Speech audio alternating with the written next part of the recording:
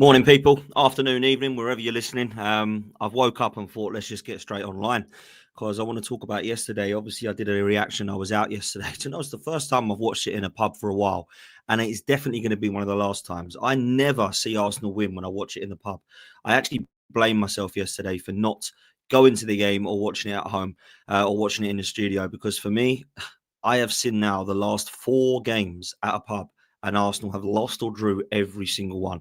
So sorry, people. It's my fault yesterday. It's nothing to do with Arteta, the players, or the performance. It's all Dan Potts' fault for going to the pub and watching Arsenal, believing that it's nothing to do with that. Don't be silly. Grow up. No, it's everything to do with that. I've seen us now lose to Porto in the pub. I've seen us lose to Fulham in a pub. I've seen us lose to Bournemouth last year when Saliba got sent off in the pub. And now I've seen us concede last minute against Sunderland away in the pub. So apologies, people. It's all me. It is all me. And I'm frustrated. I still believe that Arsenal should have done better yesterday to get 3 points. But I don't actually believe that the game itself was unfair. I think Sunderland absolutely deserved the point, and I thought they were excellent. I watched Match of the Day just to ensure that my analysis was pretty spot on, and I do think it is actually. Sunderland were excellent yesterday in terms of their defending. I thought the way they played, their desire, their passion, and their never say die attitude really did show through. I thought they were physical in battle. I thought they were excellent in terms of how they defended. So I think fair play to them. They're going to be a very, very difficult team to break down, to beat. And I do think that Sunderland will stay up quite comfortably. I don't think they're a team now that are seen as someone who's going to be in the relegation. I don't think they're going to get top 4. I don't think they're going to get Champions League or European football at that. But I do think Sunderland will be comfortable to float around mid-table because they're a side that look like they work hard. They've brought in 11 to 14 players that have all brought in to the system. The manager's done excellent. The scouting's been great. The transfer window's been superb. And they've brought in the right characters and leaders, I think, that are needed in a side that can give a lot of hunger and desire and passion to try and do the job on a number of teams. They've taken points off of quite a few of us now, including Chelsea, including Arsenal, and they've gone to tough places already and impressed me. They've been very, very good at home, still not lost at home, and they'll take that record forward with them without a doubt. Big up to everybody that's in the chat. Make sure you do me a favor, people. Hit the like button, please. Hit subscribe, please. Make sure you're following OK Jerseys. The code for that is 12th man. If you do want a Christmas present of a replica jersey, it can be retro, it can be this year's, it can be home, away, or third kit with anybody you want on the back, whether it's Saka, Eze, or of course your team name, favorite player of someone you do support that is not an Arsenal player, and please make sure you click on the link in the description. Use the code 12man. You'll get 8% off. They're £15. They're great quality. Make sure you do get them for your friends, family, nieces, nephews, sons, father, whoever it is that you want to wear that kit. Make sure you're doing that for Christmas. We've got match bingo as well. I've had so many messages saying that we won. Unfortunately, it weren't from Arsenal fans. It was from rival fans saying that they thought Sunderland would be getting something yesterday, and that's exactly what they did last night. So make sure you're playing match bingo, winning some money like they did using the code POTS, and you can download match bingo. Links in the live chat now. Just click on that. Use the code POTS and you'll get a discount. And then good luck. Let me know if you do win. Send me a DM and let me know, and I'll add you to the leaderboard. So make sure you're playing match bingo today for Liverpool versus Manchester City. More on that game in a minute. More on the game in a minute as well. Lock in. We're going to be here for a good half hour, 45 minutes, talking about yesterday and the drama that unfolded at Stadium of Light at the end. I mean, it was a frustrating ending to what was almost a fantastic, well-fought 3 points for Arsenal. But did we deserve all 3? Were we excellent from minute 0 to minute 90? Were we the better team by far? I don't know that we can answer yes to those questions. I really don't think that we're in a position to say that Arsenal wholeheartedly deserved 3 points yesterday. We're by far the better team. We're miles clear. Should have won 4 or 5. Peppered their goal. I'd love to say that, but I can't. We're going to go through individual performances. We'll give them a rating. Get involved in the comment section when we do that as well. And of course, if you're watching on Catch Up, let me know your player ratings and what your thoughts were of the game in the comment section. Big up to everybody that's here. Big up to Kwaja. Big up to Barry. Big up to Vince.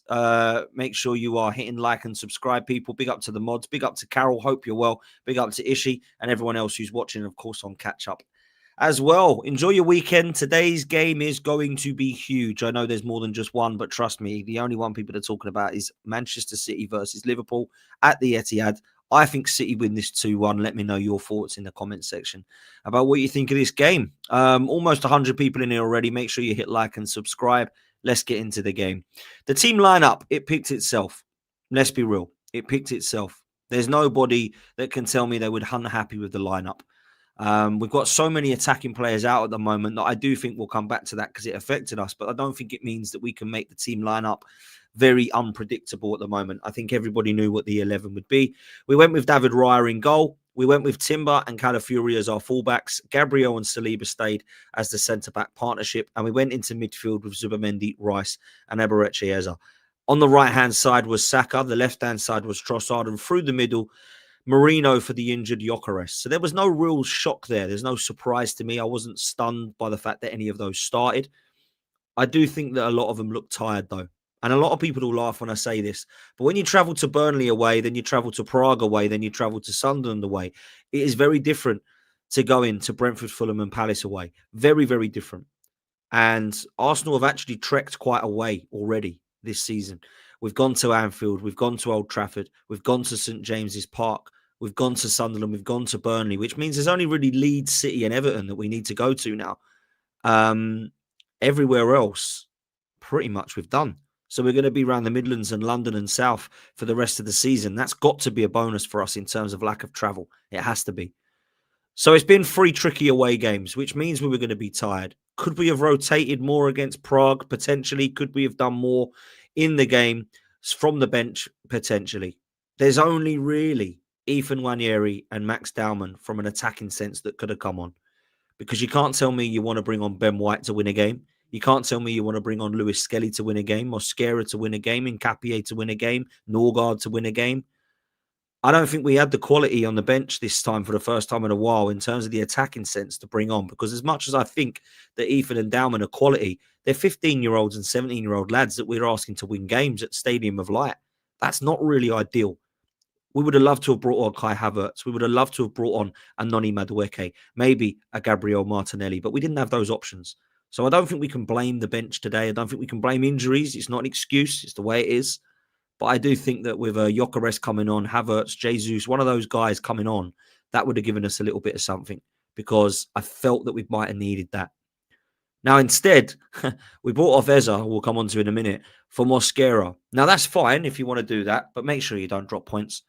And unfortunately, we did. We bought on Mosquera to see out the game and we weren't able to see it out. Let's go to the right at the beginning because at the first half performance, I actually didn't like it, guys. I really, really was worried about how poor we were. I thought the ball, possession, control, yes, tick, tick, tick. But we're passing it around and we're not really in a position to be too excited about what we're creating. There was a lack of creativity in the first half that was quite clear. I don't think there was hardly anything other than the goal from Dan Ballard. I felt that Arsenal was struggling.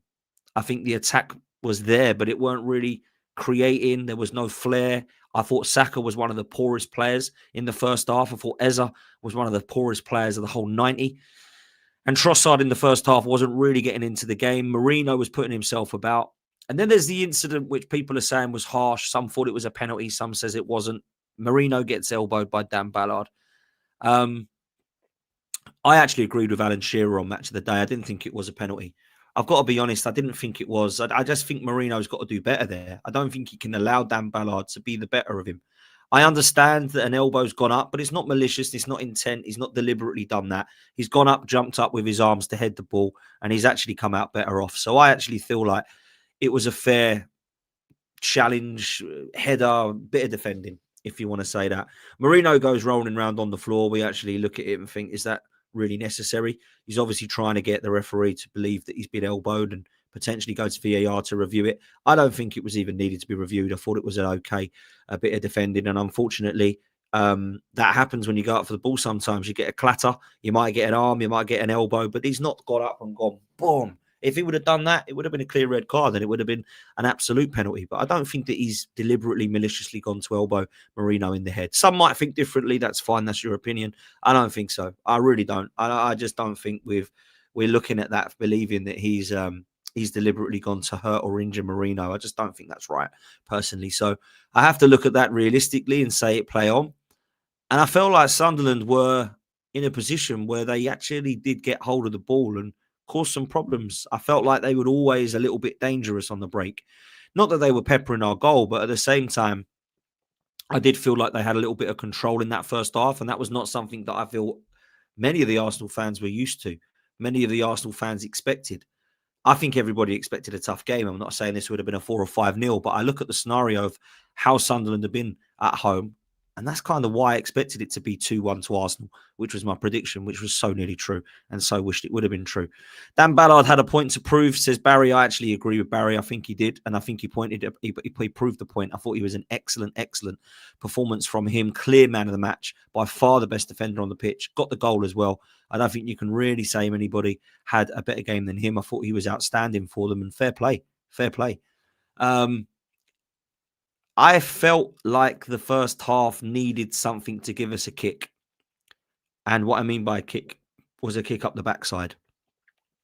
And I want to big up Mikel Arteta because whatever he said at halftime seemed to work, because the way the team came out in that second half was so much better. So much better. We raised the intensity. We used the high press to win the ball back. And we got rewarded.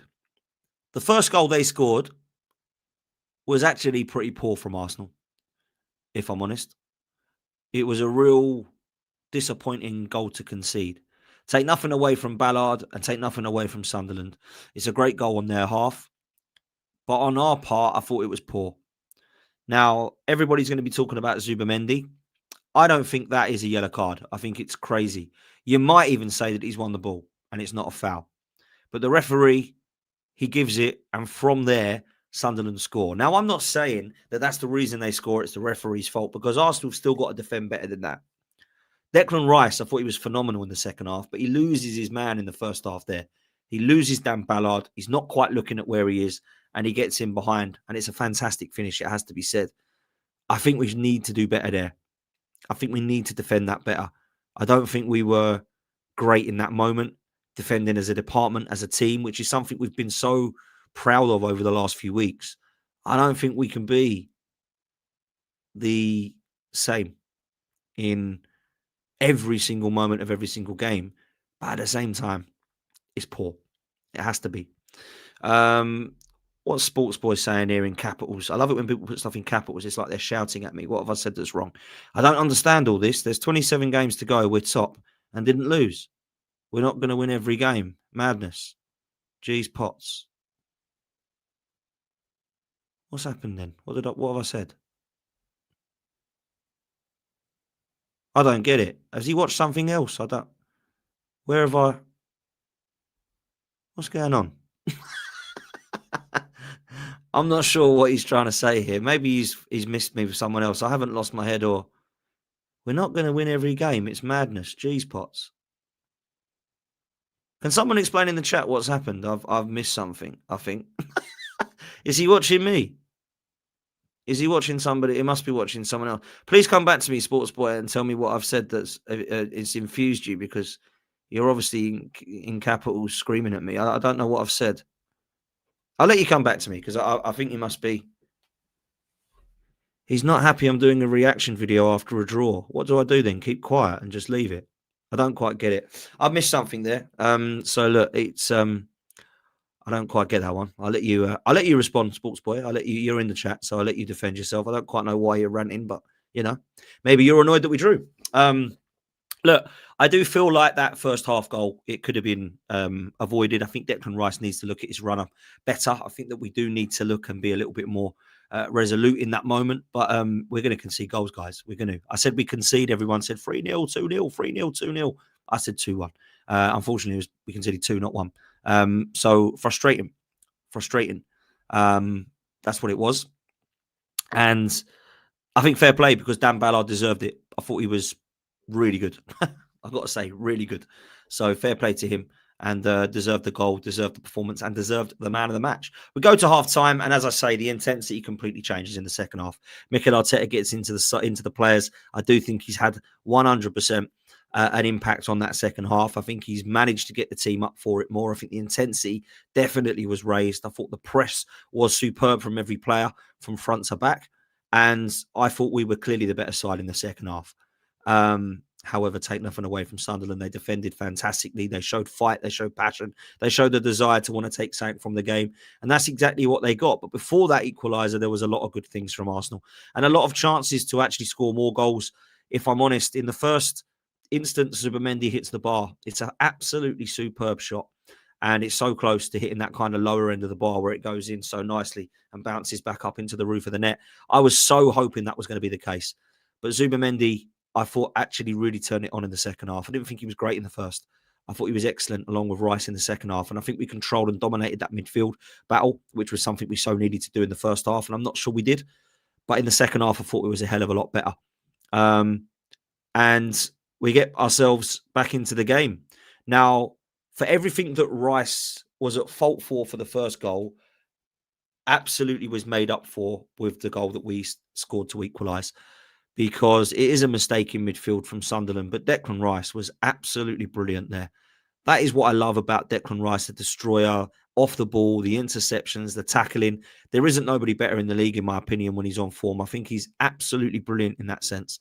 And people all compare him with everybody. Pedri, Vitinha, Caicedo, Rodri. Compare him with who you want. The guy's a monster. I don't care whether you think he's better or worse. I don't give a damn. What he's doing at the moment for Arsenal is absolutely unbelievable. He has been a phenomenal player for us, and albeit at mistake in the first half, what does he do? Makes up for it in the second. It's a brilliant interception. He's passed the ball on to Marino. Marino has then gone in to, it's Eze, isn't it, who goes to Marino, and then he makes the run, which then allows Saka some space, which then passes it into Saka, and it's a well-drilled shot. Maybe the keeper's got to do better at his near post, but do you know what?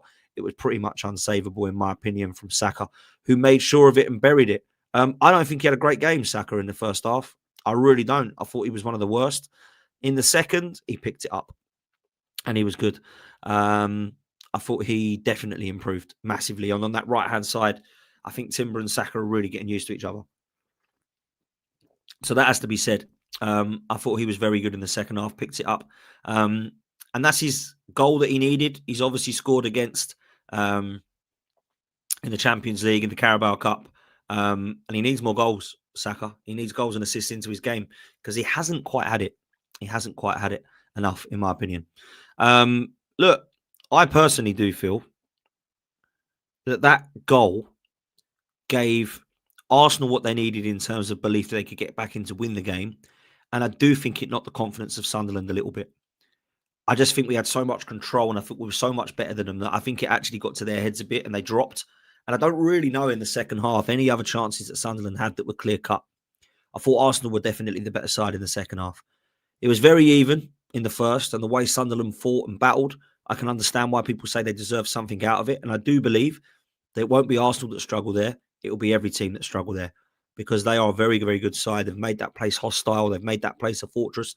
And that's their route to ensure they stay up, which is, I think, now going to be a given the way they're playing. So we get into the second half, and Arsenal have had a couple of chances. Now, obviously, Zubimendi then hits the bar. We believe that's probably a little bit unlucky. And then we have other chances that were a little bit half-hearted. Saka's probably got to do better. Zubimendi might have to do better. They both scuffed it wide. Maybe they on a different day could do better. I'd expect Saka to actually hit the target from there, not scuff it wide with his favoured left foot. And Zubimendi, albeit probably his weaker foot, he's dragged that wide. And I think he's got to score, if I'm honest. I think he's just got to slot that home. So we have chances. And then the one falls to Trossard. And I've got to be honest with you, he's probably the player I've appreciated the most in the last 3 or 4 games. I didn't want him starting. I didn't feel like it was the option we needed. I don't think he gives us the same outlet as a Martinelli or maybe an Eze or somebody that we might want to buy in January, like Rodrigo or Semenyo, people are saying. I don't think Trossard's that guy. I think Trossard's a completely different player. But boy, has he been good in the last 3 or 4 games. He's been absolutely pivotal when it comes to goals. And I do think that there is an argument to be had as to why he shouldn't start, as opposed to why is he starting now. I do think he's been excellent. And that is a fantastic goal. I think Calafiori, don't underestimate how well he did to obviously give him that space in terms of allowing him to have that space because of the run that he makes. He cuts inside and he delivers, and it's an absolute belter into the top corner. Now, I do think that the goalkeeper will look at that and think, I wasn't really in the corner. But do you know what? Sometimes you've got to say fair play to Leandro Trossard, because what he's done there has made it very difficult for the goalkeeper. And I've been a big fan of what Trossard's brought to Arsenal in terms of goals since he's actually been at the club. I think when we bought him in January, he was a really important factor and pivotal as to why we were in a title race. And if you remember rightly, it was actually the manager who was getting a lot of criticism because he dropped him after a player of the month award. Got a hat trick of assists, should I say, against Fulham at Craven Cottage, and then was dropped and was never really brought back into the mix because of Jesus. We saw us lose to Brighton, we saw us lose to Forest, we saw us lose games against Man City, where he wasn't in that kind of role. He was used more as an impact sub, and everyone thought that was harsh. And I remember being one of those at the time. But I must say, when you look at what Trossard has done at Arsenal since he's come in, he has been a good signing for 26, 27 million. It's been a bargain, in fact. I think what he's brought to Arsenal has been something completely different. So I'm a big, big fan of the player. And I thought he was good again yesterday and has been for quite some time. He gives us something different, and you can see why he's starting at the moment. Arteta likes what he brings to the side. And at the moment, bringing goals to the side against Fulham and now, obviously, Sunderland has been massively key. I think he scored some important goals for Arsenal over the years that people might not have recognised as being important at the time, but they were important to keep us in races. Now, obviously, it essentially didn't mean anything because at the end of May, we're lifting nothing. But at the same time, you've got to be looking at those clutch players. And I think Trossard's been one of those where you score important goals against Porto, you score important goals against Bayern Munich, which keeps you in competitions and takes you to the next stage. He's done that, Trossard. And yesterday, again, looked like he was going to win us the game with that bolt of a shot. So, yeah, we didn't win it. It didn't amount to 3 points. But Trossard's goal, take nothing away from it, was an absolutely excellent strike and one we can be really proud of, to be fair. And then we look at what happens after that. Now, Arsenal are on top. Arsenal are comfortable. It's about 76, 77 minutes. People are saying, get to the last 10. It's going to be horrible, but let's try and see this out. And I think most people watching, including rival fans, will have the confidence that Arsenal are going to have enough to take it across the line. The way that we started was poor. I thought Sunderland deserved to be a goal up, and I thought Sunderland deserved something from the game. But when you're 2-1 up with 10 minutes left, I think in that 10, 15 minutes, you've just got to show why you're one of the best and one of the best European defences that are elite in the world right now. And I don't think Arsenal did that. It really frustrated me. And I was disappointed with the way that we defended against Sunderland yesterday. For the first time, I was disappointed with Arsenal defensively. It's been a very, very long time since I can say that. I don't think we've conceded 2 goals for some time. Don't think we've conceded 2 goals this season as it goes. So to do it in one match against the side that's just come up from relegation, you can't really do that. You can't really afford that. But looking at it like that is not how football works. Unfortunately, it's just not. So very disappointed that it was in that scenario. Very disappointed that we weren't able to do more. But let's just say it how it is for a minute. I think Raya and Gabriel have both got to do better. Because we haven't been able to see out the game. We haven't killed off the game. It's 2-1 and there's a few minutes to go. You've got 2 options if you're Mikel Arteta. You can either bring on some fresh legs from the bench, maybe bring off Eza for Wanyeri, maybe bring on Dalman for Trossard and move Saka left, maybe look to bring on a holding midfielder to give Rice a little bit of rest for his legs because he's been absolutely mad. So I kind of felt like going defensive by bringing on Mosquera for Eza was a little bit of a scaredy cat move. Now, I've not played football at the same level as Sunderland players, but if I'm a Sunderland player, I'm thinking, I've got to try and get something out of this game, and they're looking like they're in control. And then I see the sub and I think, oh, hang on a minute. Well, they're scared of us because they're bringing on a defender. That gives us the confidence to say we can have a go now. And that would be probably my only criticism of Mikel this season, actually, is that sometimes he's been a little bit too scared. We saw it at Liverpool and City, and I think we saw it yesterday again. Now, I've got nothing wrong with bringing on Mosquera if you see out the game. But when you bring on Mosquera and go 5 at the back and you don't take something out of it that's 3 points, I think a lot of people are going to criticise it. So it could have been a masterstroke. Oh, my God, Mikel brought on Mosquera and we saw the game out. It didn't work out that way, unfortunately.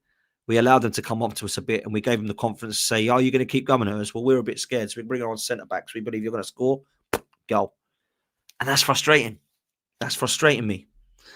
Then I look at the scenario of who's at fault for the goal.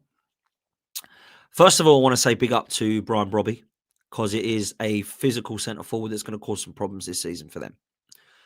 Big up to their subs. I thought Adingra coming on as well as Brobby was an excellent addition and I thought caused some problems and was a part of that goal and a part of what was good about Sunderland going forward. Their subs were great. Their squad's very good. But I have to look at Gabriel first because if I'm Gabriel, I'm not letting him outmuscle me. And he's got to them first. That's frustrating as a centre half. That's frustrating for him. That's frustrating as a fan. That's frustrating as a backline. But I can't just blame Gabriel for that. I did in my match reaction. I hadn't watched it back enough. I was a bit too sick and gutted at the time. I love this player I'm about to mention. I thought he kept us in it with a couple of double, treble saves. But David Raya has got to take a massive L for that goal. The equaliser is David Raya's fault. Now, it's brilliant from Brobby. Maybe Gabriel can do better. Maybe we've got to defend the cross better as a unit when it comes in. But I don't know where he's going. Well, I do know where he's going, but I don't know why he's made that decision. Because if he stays on his line, he does this. Catch, and Arsenal win the game 2-1. But because he's gone out, he has taken the risk that if he misses or comes out worse in this battle, if he does not win this duel, it's a goal. And I think that's risky from a goalkeeper that has the option of staying put. When you come for a cross, for any form of command of area, you have to win it as a goalkeeper. Otherwise, 9 times out of 10, there's a chance. And sometimes out of 10, it's a goal. And I don't feel like David Raya's made the right decision there. And I think when he looks at that back, he'll be very disappointed that he's made that decision to come out because I don't feel like he needed to. It was really quite poor, in fact, from David Raya. The decision-making of Raya is normally pretty good. I know he has some shaky moments and he mucks around at the back with it. I understand sometimes he's a little bit out of his goal and that's the way that Arteta wants him to play.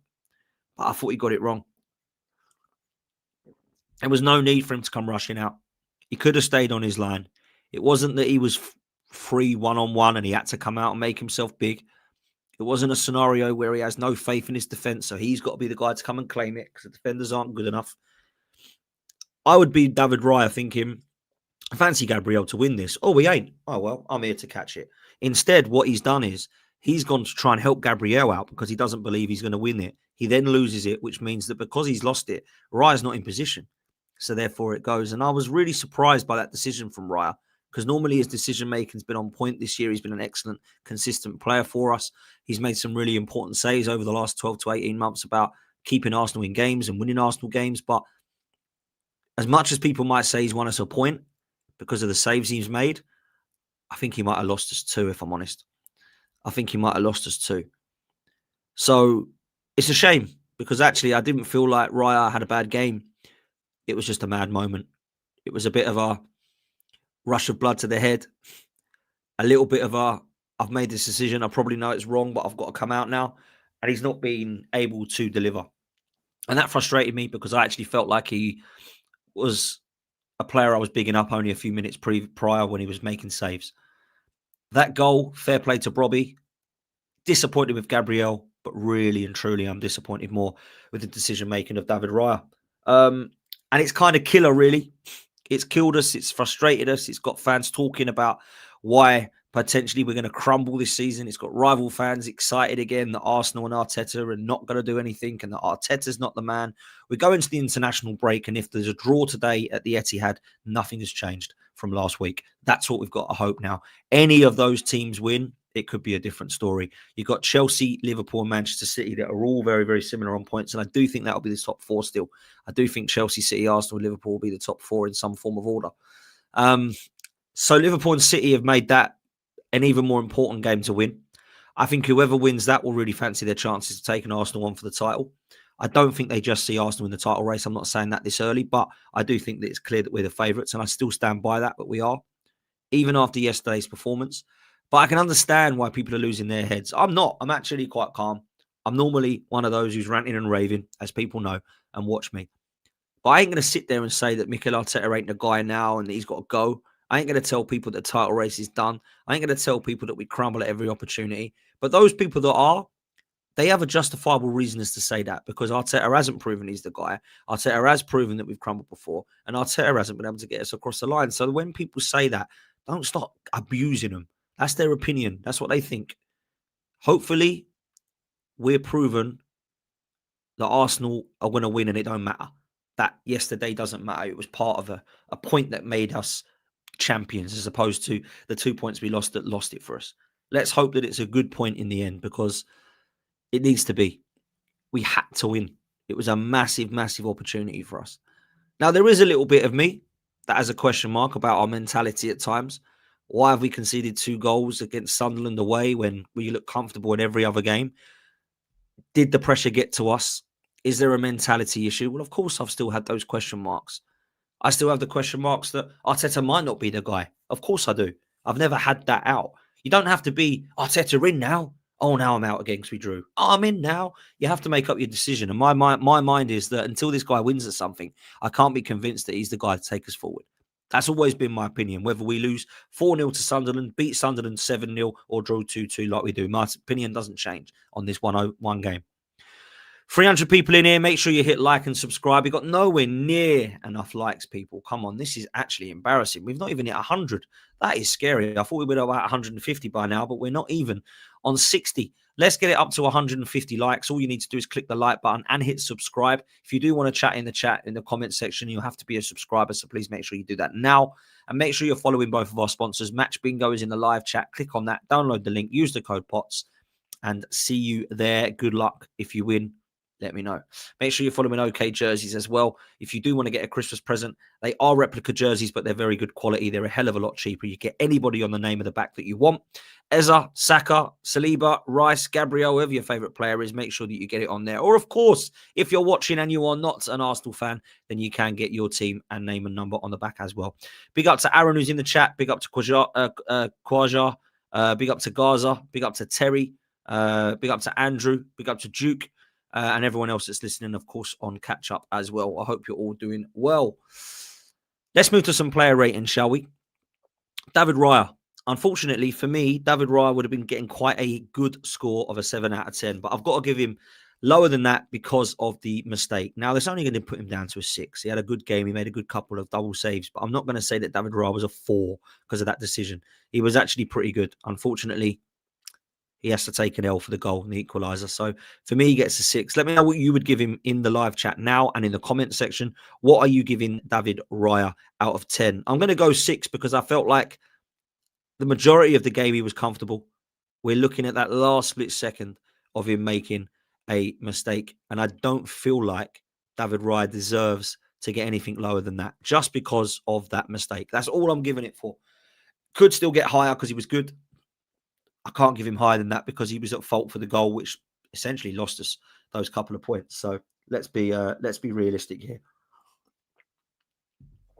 Duke's given him a 9, which I think is incredibly generous. Terry's given him a 7. Vince has given him a 7. I think that's a lot more realistic. I've actually given him a 6 just for the pure fact that that mistake was really poor, and I can't give him much higher than that now because of that. So that's Raya. I look at Yuri and Timber. I think he's becoming a little bit of a typical performance, if I'm honest. He had a headband on, which means he must have been injured at some point. Not quite sure that I was watching to see what had happened to Timber there, but I think he's so consistent. I think he's been probably our player of the season or one of, and I'm going to give him a 7 out of 10 because I felt like he was good. Again, consistent, very, very good in the tackle, very good linking up with Saka in the second half, and very reliable at the majority of what he done. So I'll have to give him a 7. Everyone agreeing in the chat. Fair play. At left back, Calafiori. Should Calafiori have done better with the header he had in the last few seconds of the game? We didn't even mention that Arsenal could have actually won the game at the end. There was a phenomenal save and block from Ballard and Roofs. I think when you look at what Calafiori's done there, maybe you can head it down more. Maybe you can get better. And then you look obviously at what Marino does. It's a phenomenal block. I'm going to give Calafiori a 6. I just don't think he was any better than that. I think he was okay. I don't think there was anything from Calafiori that I saw that made me go, wow, but certainly his link-up play and, to be fair to him, his positioning and movement for the Trossard goal was key. So I'll give him a 6 out of 10 for that. And conceding 2, maybe I've given Timber too high there. Maybe I should have given Timber a 6 as well. But I don't think Calafiori did anything to wow me. But certainly give away a few sloppy fouls, give away the ball a couple of times.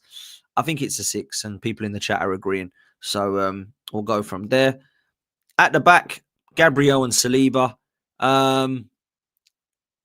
I'll give them both 6s as well, because I don't think they were outstanding. I don't think they did much wrong. At the same time, they weren't a shambles. They weren't phenomenal.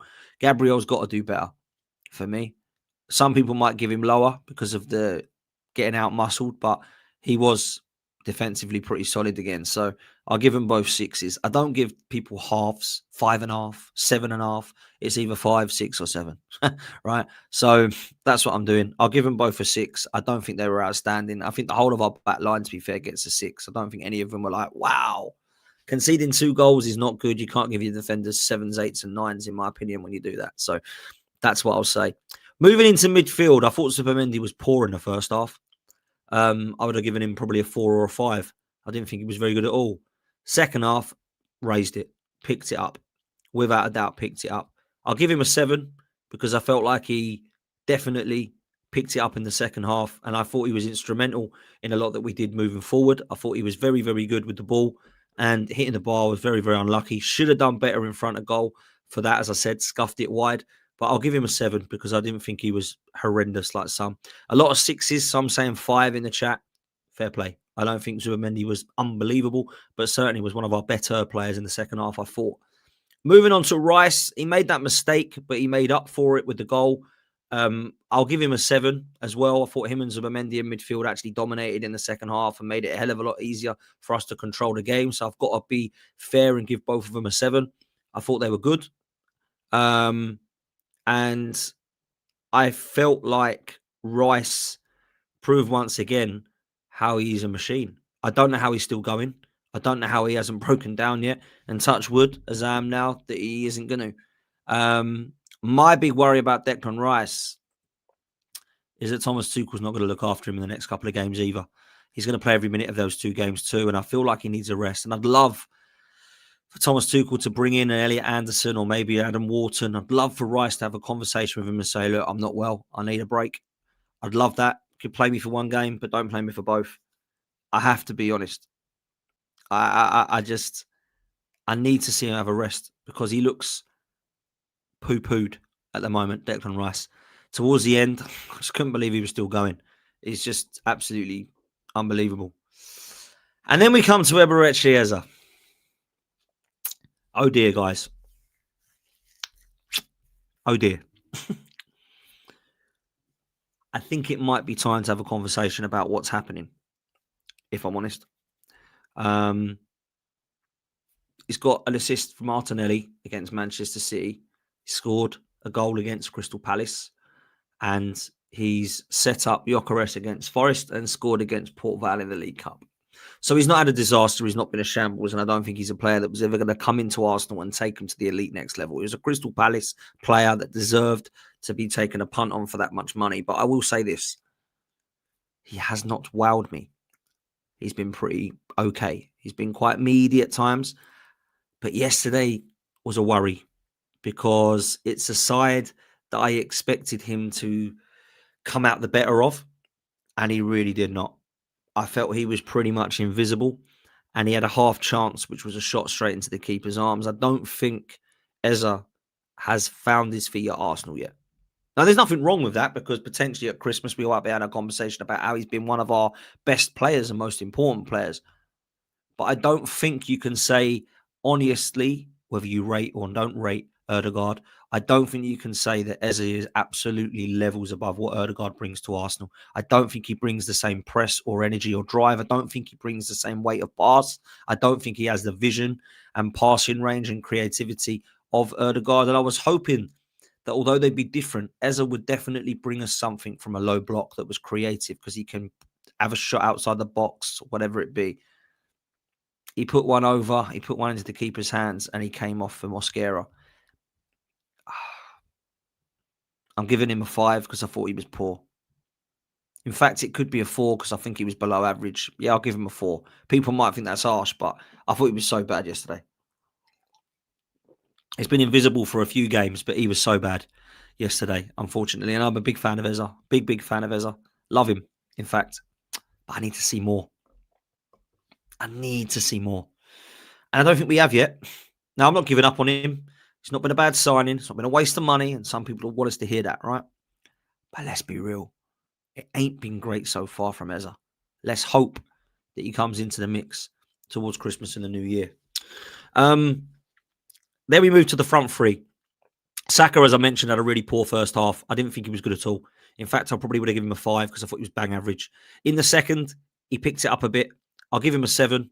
He scored a goal, excellent finish, and picked it up in the second half. And I always felt like it was a danger when he was crossing in balls. So I'll give him a 7 out of 10, but nothing spectacular from Saka yesterday other than the goal. Trossard, there was a spectacular strike, which is why he gets a 7 out of 10 as well. But other than that, Trossard had a fairly good game. Nothing to write home about, but a very, very fair performance. And then we come to Marino. I'm going to give him a 5. Maybe it's harsh, but I don't think he did enough in the 90. He's always a threat in the air. He's always got the hold-up play, but I thought he was poor.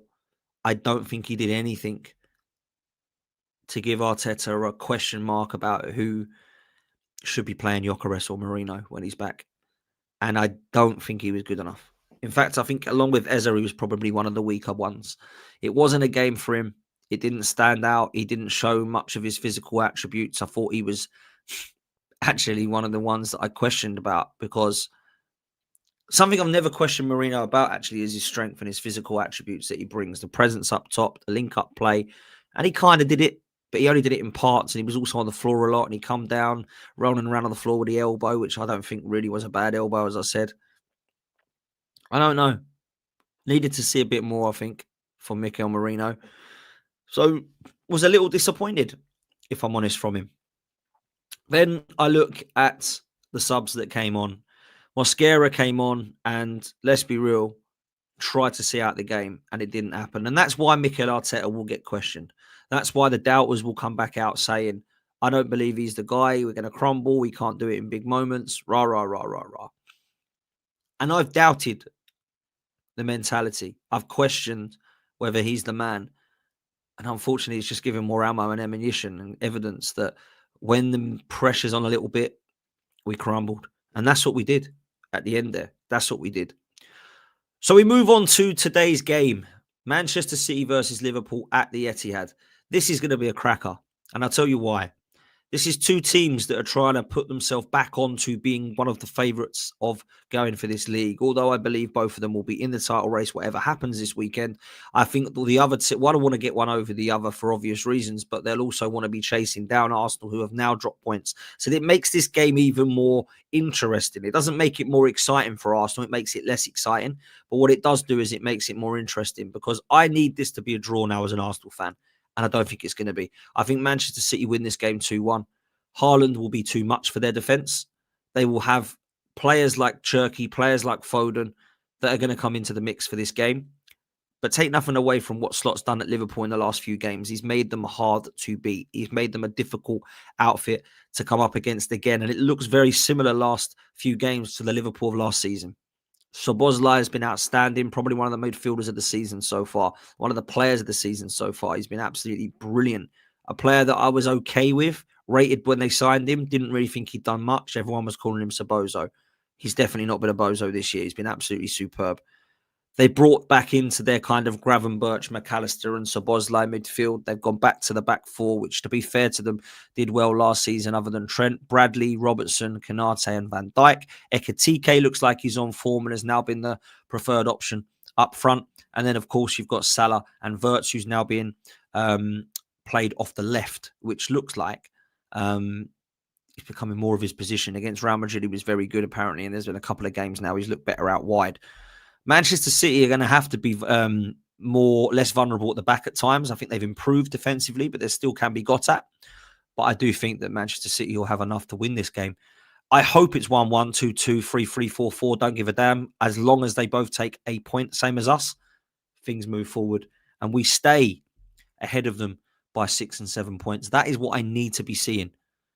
If we're at a stage where Manchester City win this game, I'm going to be frustrated because they're going to be 4 points behind us. And that, as we know, is never too little to get back into it. Let's take this super chat from Siggy. He says the common denominator is the manager's system offensively. It affects tens, Eza, Erdegaard and Ethan. This ain't the same Eza that led Palace to the FA Cup and into Europe. Right, I'll give a little bit of defence to this and big up to you, Siggy. I agree with a lot of what you've said about the system. Eza, to be fair, if you speak to Palace fans, all said the same thing about him. He does go missing in games. He will turn up in big games. He will score goals. He will take you to the next level in terms of progressing. But there will be games where he's quiet. And so far, that's exactly rung true with me. I've seen him in games and I'm like, what are they talking about? He's running the show. Look at him. And I'll go, where's Eza? Oh, he's on. Shit. Yeah, they're right. That's what Eza will do, I think, in a few games. I don't think it's just the system. I think that's Eza, the player, as well. So I'll be very interested to see what happens there for sure. As for the scenario of Ethan, I'm worried about Ethan a little bit, really, because I don't think he's getting enough game time. I don't think he's played enough this season. I think Max Dowman might have played more minutes than him. Certainly the other players have. And I love him. I don't want him to go on loan. But if this continues and we don't see enough of him, especially we've got all that attack out at the moment, when it all comes back, he's definitely not playing. Where does he get minutes? Carabao Cup game is the only one I saw him in that I thought, yeah, fair play. The others, where is he? Is he coming on? I'm a bit frustrated about Ethan because I feel like he should be getting more game time. I really do. Big up to Jen. Hope you're well, Jen. Big up to you. Big up to everyone in the chat. Make sure you hit like and subscribe. We've got over 300 of you in here, which is great for a morning show. Please make sure that you hit like and subscribe on this one as well. We've also got MP with his super sticker and the super chat. Thank you so much for that, man. And yes, there is a shark hunting us, but it won't be hunting us if it gets bopped on the nose today at Liverpool. So they have to take 3 points, Man City, and their fans will absolutely be ecstatic if they do, beating a Liverpool side at home. Look, the title race is actually not a title race at the moment. I truly believe a title race starts around January, February. I don't think you can say that you can get to Christmas and go, the titles. I don't think we can do that. You've got a potential today for Chelsea, Liverpool and City to all be on the same similar points. The way that the Premier League table's looking, it looks like today could be a real interesting scenario for how the league's going to look going into this international break. Because right now, there's an opportunity for a lot to be happening. If we bring up the league table, we'll go through it together. And then we'll do some predictions about what we think is going to happen with Man City, Liverpool today. At the moment, Arsenal sit pretty at the top, okay? We're only 6 points ahead of Chelsea now, which is frustrating considering they've lost quite a few games. But what I'll say is this. Chelsea fans will get excited and say, oh, my God, we're only 6 points behind the mighty Gooners. Oh, my God. But actually, when you look at the fixtures they've had, they'll be disappointed that they're 6 points behind Arsenal because they've had very, very easy fixtures in comparison to Arsenal. They've played Liverpool, and that's about it, I think. Man United, unless they want to say that Man United and Tottenham are really hard games, which they're not, in my opinion. So that is why it's disappointing because Chelsea are now look at it and go, title race, and they'll flirt with it. But Manchester City draw today, they go on the same points as Chelsea. They'll be 6 points behind us. If Liverpool draw today, they'll go on to 19. They'll be 7 points behind us. Tottenham will still be 8 points behind us. So when you look at it, Sunderland could end up being a team that you look at as having a very good weekend. So Bournemouth play today against Aston Villa, I believe, at Villa Park. Hopefully Villa can pick up something there just to keep these teams away from us. You obviously today want Bournemouth to drop points, Liverpool and City both to drop points, and then Arsenal can go into this international break and have a little bit of a kind of chill that we're actually dropped points, but it doesn't really matter so much. So that's kind of where I'm at, if I'm honest. That's kind of where I'm at. I think the next few weeks needs to be a week of rest, and I don't think we're going to get it in the international break because after that, it's massive. And as Jen says here, what's your thoughts down on the first 2 games back for everyone after the break? Well, all I care about is our 2 games. And I'll say this, Jen. We need 6 points. We need to beat Tottenham in the North London derby at home. And we need to go to Stamford Bridge and take 3 points. I honestly believe the Bayern Munich game, we might need to rotate players. And people might not want to hear that because I want to beat them. But I actually think we're going to have to rotate. I think we are. I'm not saying wholesale changes, but I do think we have to rotate a bit. Maybe we have to look at going up top with Marino again. Maybe we need to look at bringing in Ethan. Maybe we need to be looking at players that are coming back from injury. Maybe Martinelli, Madueke get minutes. Maybe you look at Nkapie and Mosquera playing towards the back. I think we need to look at that seriously and not making 9, 10 changes, but actually making maybe 4, maybe even 5 in that Bayern Munich game. Because I don't see how the likes of Rice, Subamendi, Saka can continue to play through the next 3 games after international break. Because Rice and Saka are playing every minute under Tuchel. And to be fair to Thomas Tuchel, it ain't a Thomas Tuchel thing because Gareth Southgate did it.